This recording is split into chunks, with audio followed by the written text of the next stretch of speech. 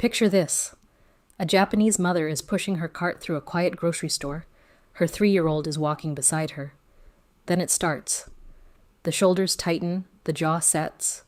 The eyes go somewhere far away. Any parent reading this knows exactly what that means.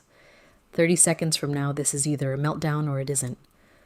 The mother doesn't wait to find out. She crouches down, says something low, offers his hand. No drama, no tantrum. They keep walking. What did she know that most parents don't? Welcome back. This channel is about one thing, the hidden psychology of your toddler's world. The science the parenting books skip. The research that actually changes something. Today we're going to Japan. Not because Japanese parents are perfect, but because the data keeps pointing somewhere uncomfortable. Japanese children self-regulate earlier, tantrum less, and recover from emotional overwhelm faster than children in most other countries. And the reason has nothing to do with genes. It has everything to do with 2 words. Let's start with the numbers. Researchers at the University of Warwick analyzed data from over 8,600 infants across multiple countries published in the Journal of Pediatrics. They tracked crying and fussing. British babies cried the most. Canadian babies were close behind.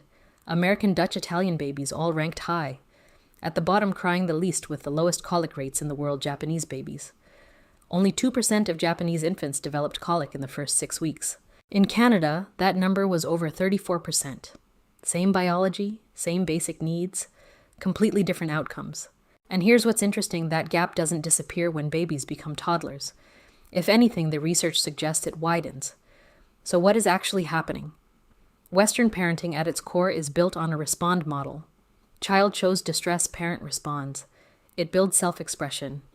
It's not wrong, but it means the child has to escalate to get needs met every single time. Japanese parenting is built on a different model entirely. The goal isn't to respond to distress. The goal is to prevent it. The first word is Amae, pronounced Amae. It was first described by Japanese psychiatrist Takeo Doi in the 1970s. It doesn't translate cleanly into English, which is part of why Western parenting largely missed it. The closest meaning is something like the deep expectation of being understood without having to ask. Think about what that means for a 3-year-old. Your toddler isn't yelling because they're defiant.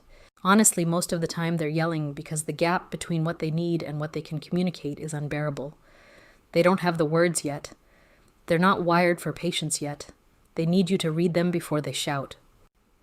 Amae is the philosophy that says your job isn't to manage the meltdown. Your job is to know your child well enough that the meltdown never had to happen. And here's what neuroscience shows. When that gap between need and response stays consistently small, the child's nervous system stops learning to escalate. Escalation was never necessary. Calm becomes the default wiring, not something the child has to achieve under pressure. That's not a parenting style.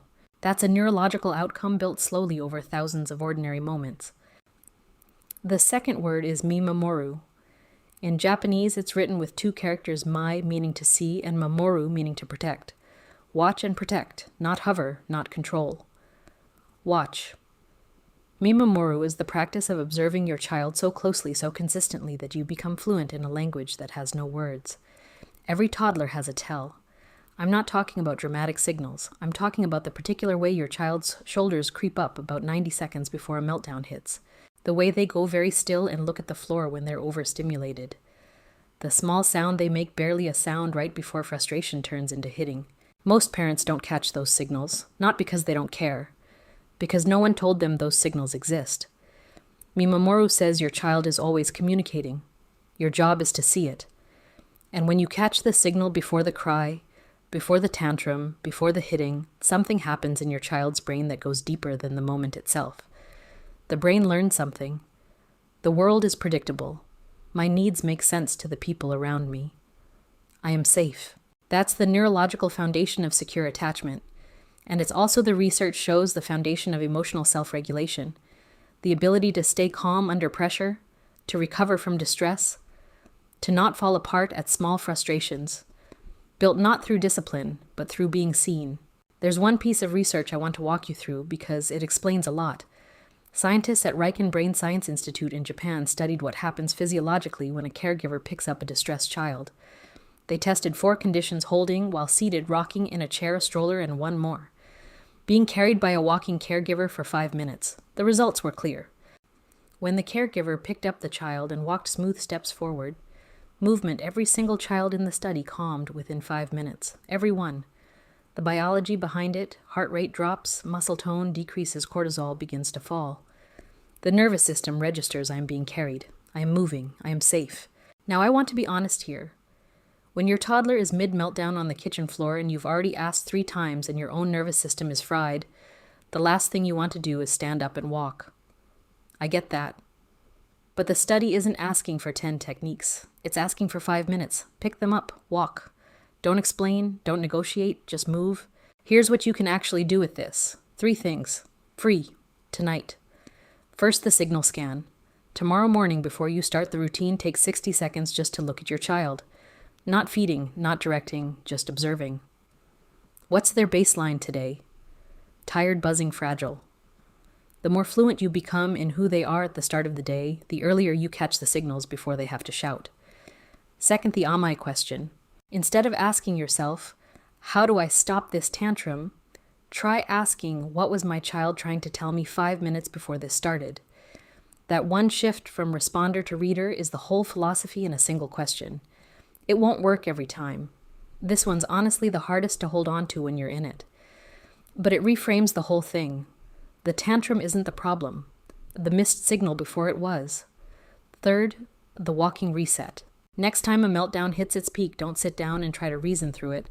Stand up, pick them up, walk, smooth steps, 5 minutes. Trust the biology, not the instinct to explain. 2 words. Amae. Mimamoru. A tantrum isn't a broken child. A tantrum is a child whose gap between need and response got too wide. Japanese parents figured this out long before the research caught up. Not with schedules or systems, with attention. With the radical act of knowing your child so well, they never have to shout to be heard. If this shifted something for you today, hit subscribe. Every week we go deep into the real science of toddler psychology. See you then.